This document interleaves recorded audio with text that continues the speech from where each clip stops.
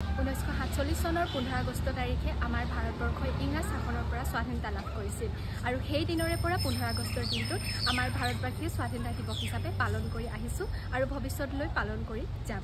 সেয়েহে আমাৰ ৰুক্মিণী দেৱী কানৈ ছাত্ৰী নিবাসে স্বাধীনতা দিৱসৰ উপলক্ষে গছপুলি ৰোপণ তথা গৃহহীনসকলক খাদ্য প্ৰদান কৰিবলৈ আমি আগবাঢ়ি গৈছিলোঁ আমাৰ ডিব্ৰুগড়তে। কৰিছা আজি 15 আগষ্টৰ দিনাখন এই যাত্ৰাটো সফল হওক, মনৰ কামনা পূৰণ হওক। ধন্যবাদ।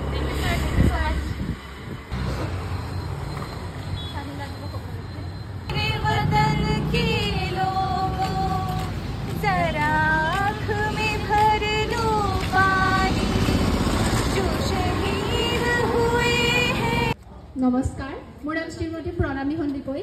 আমি ডিব্ৰুগড় হনুমান ব সুৰজমল কানৈ মহাবিদ্যালয়ৰ ছাত্ৰী নিবাস অৰ্থাৎ ৰুক্মিণী দেৱী কানৈ ছাত্ৰী নিবাসৰ পৰা আহিছিলোঁ। আমি গৃহহীনসকলক আৰু গছপুলি ৰোপণ কাৰ্যসূচী আজি আমি ইণ্ডিপেণ্ডেণ্ট ডে বাৰে আমি কাৰ্যসূচী হাতত লৈছিলোঁ আৰু আমাৰ কাৰ্যসূচী সম্পূৰ্ণৰূপে সফল হৈছে বুলি আমি